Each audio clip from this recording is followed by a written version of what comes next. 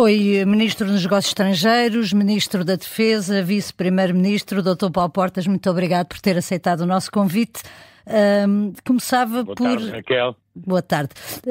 São já 1000 dias de guerra, mais de 2 anos de combates no terreno. O que é há a esperar do desenvolvimento deste conflito? Bem, ponderando os objetivos iniciais, como se lembrará, a Rússia esperava ocupar a Ucrânia, ser recebida com popularidade e conquistar as principais cidades, nomeadamente Kiev, no espaço de uma semana ou semanas. Nada disso se verificou. Também é verdade que, não tendo sido possível a Rússia conseguir os seus objetivos, isso se deve essencialmente à resistência dos ucranianos, à sua liderança, que foi subestimada pela liderança russa, e ao apoio do Ocidente. Não em soldados no terreno, mas em equipamento e financiamento para a Ucrânia poder resistir.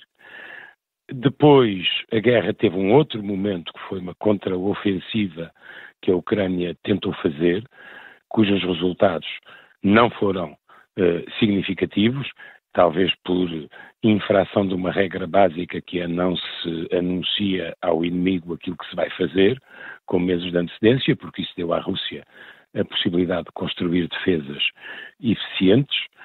E depois aconteceu, já mais perto deste tempo, uma incursão bem-sucedida da Ucrânia em território russo, que significa, obviamente, a conquista de território e acrescentar um elemento valioso para a posição ucraniana quando e se chegarmos a negociações diplomáticas, que é o fim de qualquer conflito, mas não se confunde com uma rendição.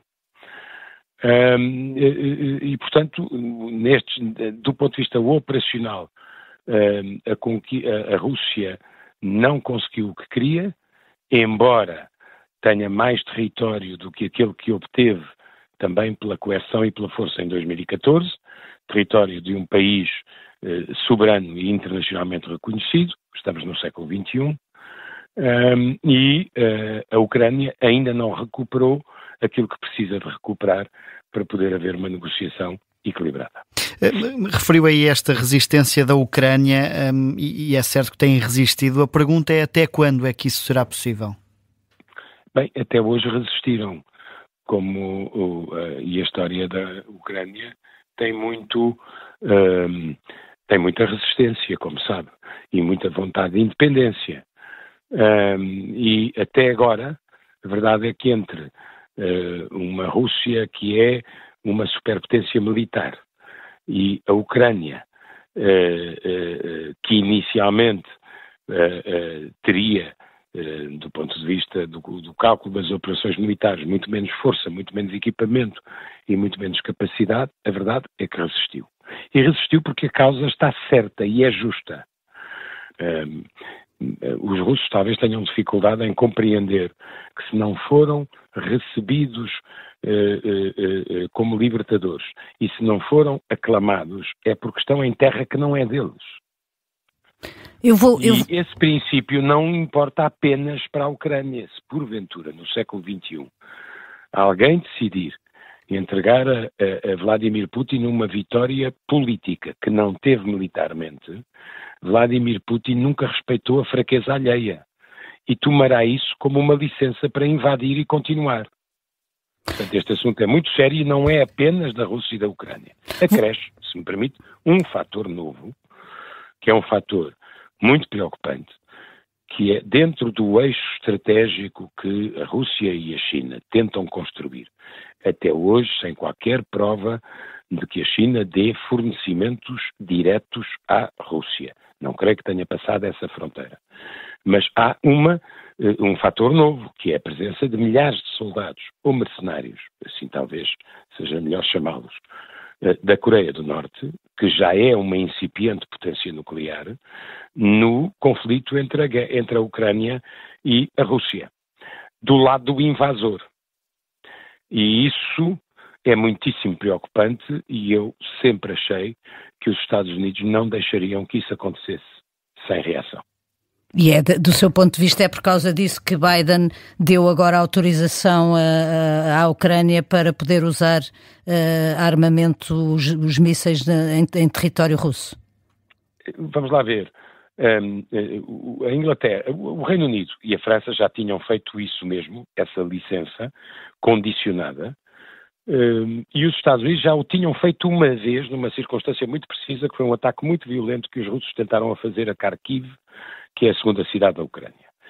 E a possibilidade de usar esse tipo de mísseis táticos, mas de alcance maior, no caso dos europeus cerca de 150 km, no caso dos americanos cerca de 300, é uma possibilidade condicionada e limitada a objetivos precisos, nomeadamente permitir à Ucrânia atacar na fonte os meios aéreos, por exemplo, ou os equipamentos terrestres que permitem à Rússia continuar a pressão no Donetsk ou em certas outras áreas da fronteira da Ucrânia, mas isso eu creio que está evidentemente relacionado com o fator Coreia do Norte, porque os soldados ou mercenários da Coreia do Norte estão concentrados na região ou nas regiões que a Ucrânia tomou este verão com grande surpresa da Rússia e grande incapacidade de recuperação da Rússia junto à fronteira com a Ucrânia. É, portanto, para evitar, creio eu, o desequilíbrio causado pela presença de forças da Coreia do Norte, que é autorizada este uso, em todo caso, condicionado nas finalidades e condicionado no território, ou seja, no alcance. Qual é que é a importância, entretanto, por causa disso, Vladimir Putin alterou a sua chamada doutrina nuclear? Sergei Lavrov hoje sublinhou a importância de que os países ocidentais olhem com atenção para essa alteração russa. Devemos ficar preocupados ou é só mais uma ameaça, como temos ouvido tantas nestes 1000 dias, muitas vezes fazendo apelo ao nuclear?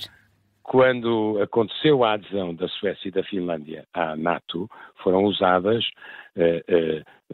ameaças físicas no terreno parecidas com a deslocação, por exemplo, de instalações, de equipamento nuclear militar para território da Bielorrússia, como se lembrará.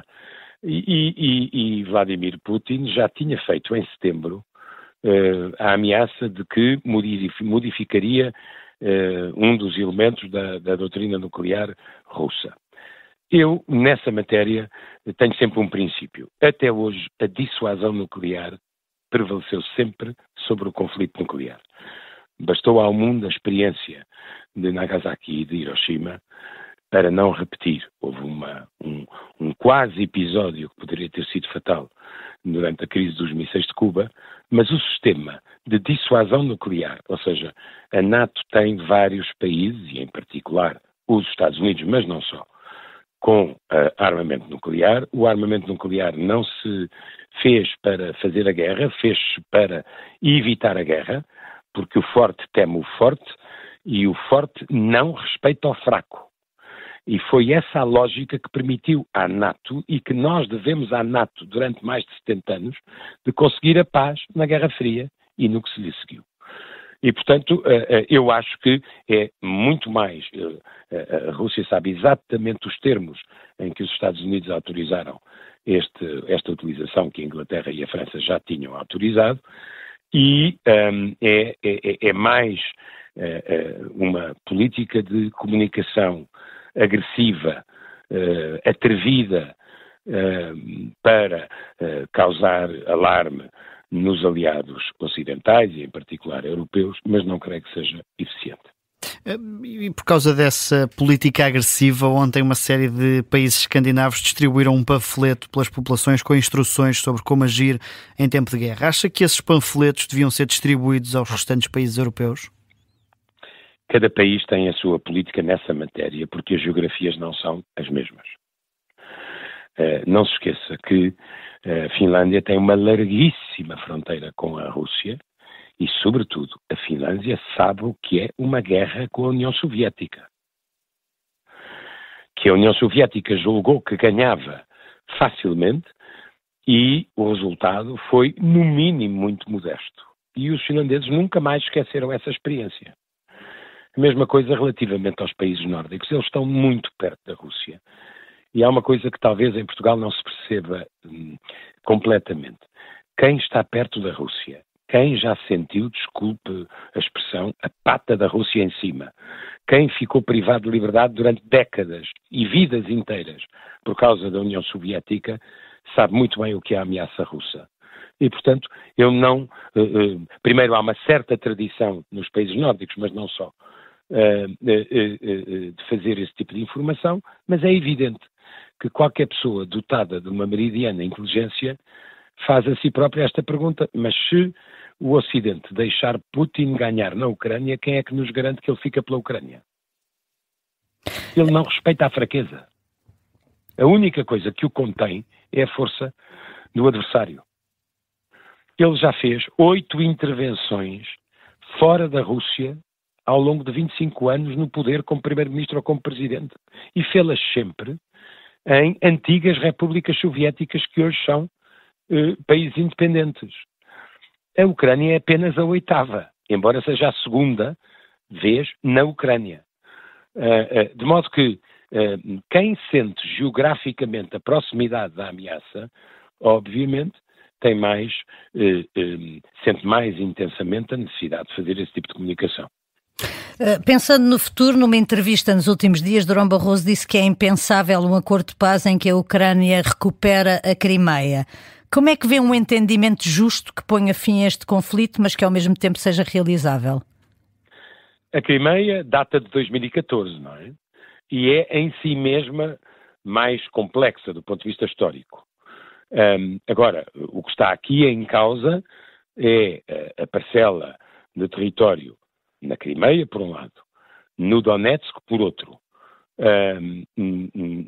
que a Rússia acrescentou a partir de 24 de fevereiro de 2022, ou seja, é maior a parcela de território conquistada à força e coercivamente pelos russos à Ucrânia, e, por outro lado, está aqui em causa quem é que decide a política externa e de segurança da Ucrânia. Porque a pretensão da Rússia é proibir, impedir a adesão da Ucrânia à Aliança Atlântica e à União Europeia. Portanto, não é apenas uma questão de forças e territórios, é uma questão de qual é a visão que nós temos no século XXI sobre a soberania dos Estados e sobre a sua independência. E, portanto, são estas matérias que estão ainda, como lhe disse há pouco, as guerras acabam com rendição ou acabam com negociação. Nenhuma negociação se deve parecer com uma rendição.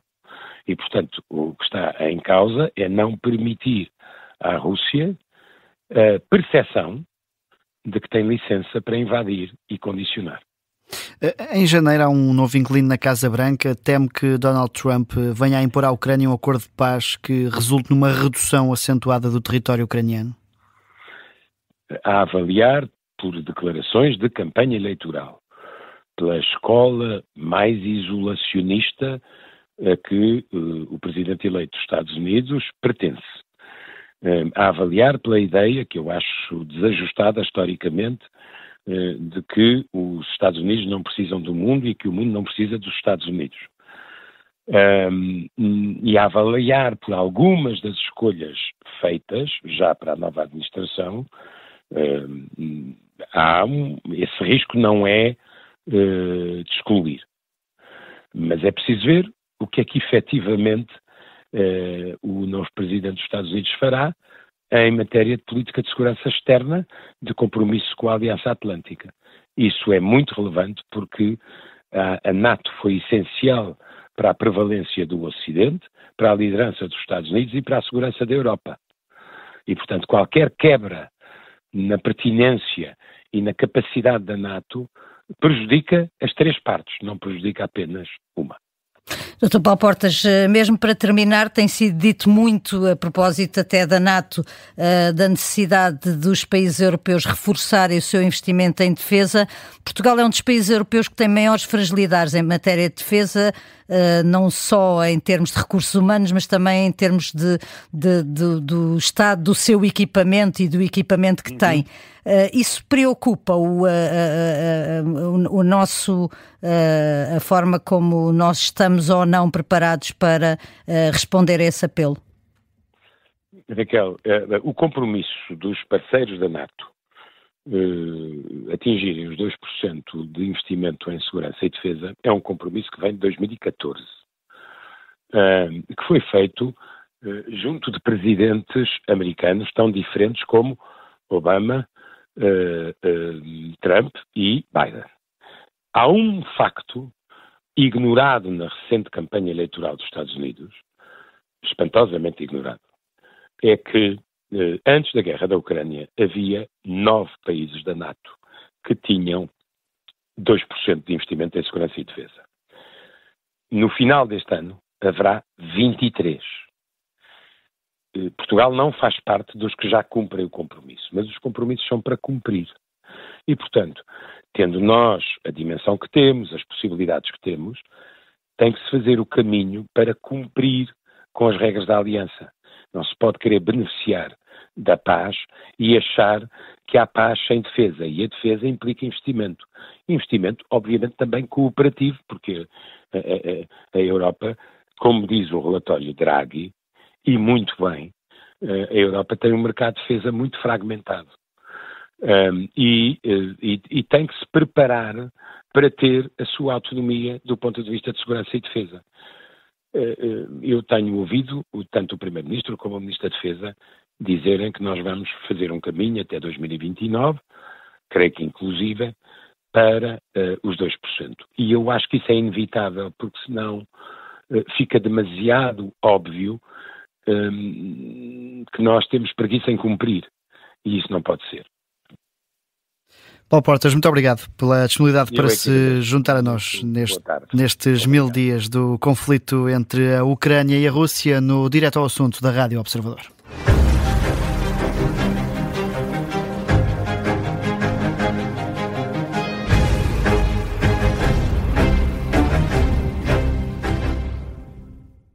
Se gostar deste podcast, pode seguir, dar 5 estrelas e comentar o episódio na Apple Podcasts ou no Spotify. Pode também subscrever e gostar no YouTube. Assim recebe uma notificação sempre que houver um novo episódio.